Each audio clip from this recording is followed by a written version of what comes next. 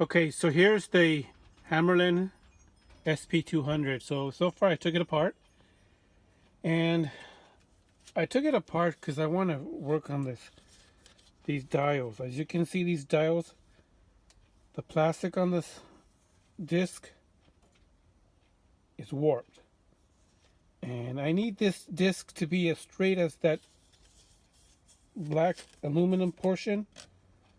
And the reason being is because as this sits here inside this, as that sits in there, this knob right here spins this around, thus moving the capacitor. Now let me show you inside. Let me see if I can get in there. Can I? Can I get in there?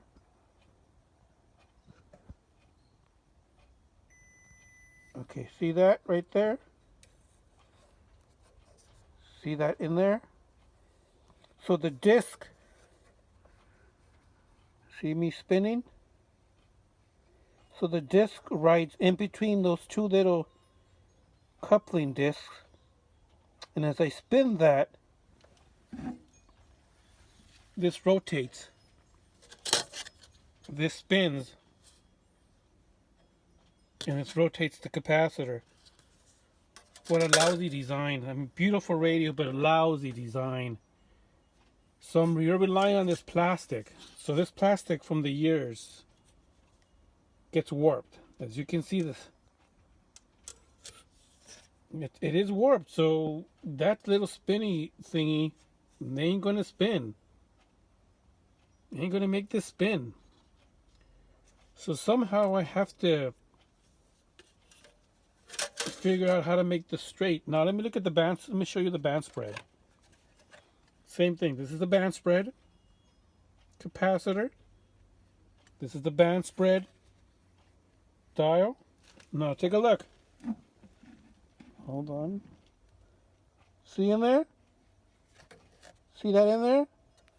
Those two little discs?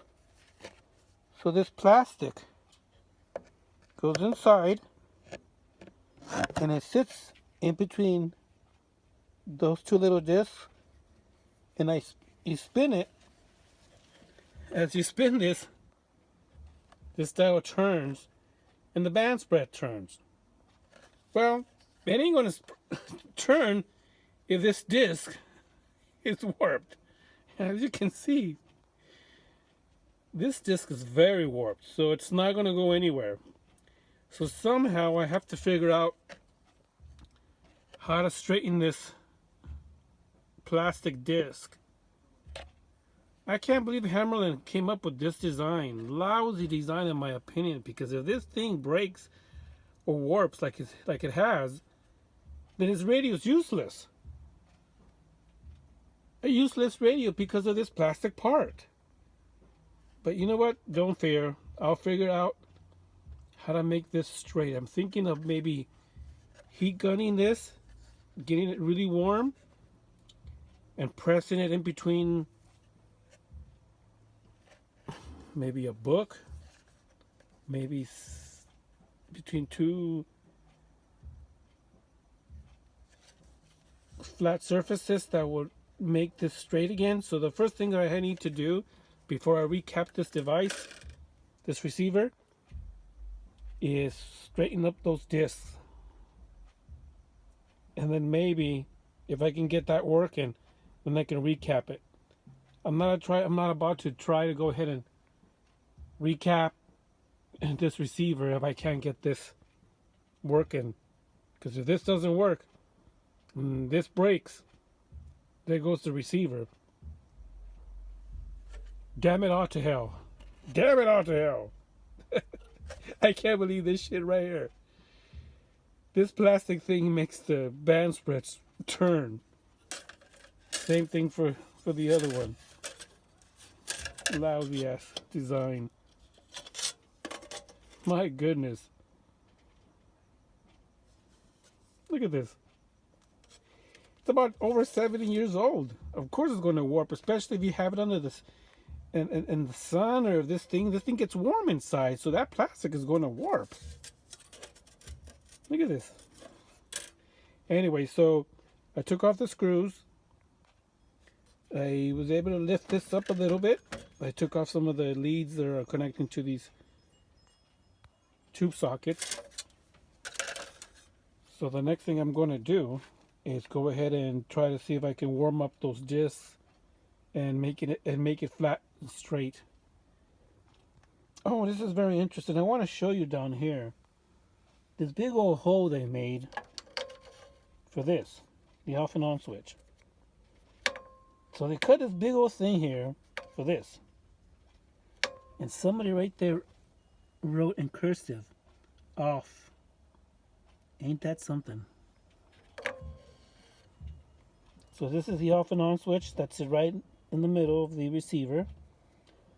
I'll replace this. I got plenty of those off and on switch. I'll replace that, and I think this one, this is a special off switch. It's longer. I don't have any of those. And the neat part about these tube sockets, they're all numbered. See? This needs to get replaced right here. See this? See how it crumbles? That needs to get replaced. So the first thing I need to do before I do anything, or before I try to take on this receiver, is go ahead and figure out these discs. How am I going to straighten this out? I got a hot air gun. I think I'll warm it up to the point where I can just put it in between two flat surfaces and just squeeze it while it's warm. I can do that one, but this one right here, I can't figure out how to take this off. See the little gear? I think it's stamped on here.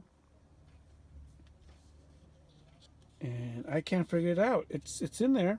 It's locked in. It's one part. This metal part is part of this, and it's stamped on this side. So I gotta figure out how to make this disc perfectly straight like a record. Mind you, this spins as that little knob there turns it. Beautiful receiver, lousy design as far as I'm concerned when rotating the band spread or the main tuning. Well, that's all I can do today. I'll keep you posted.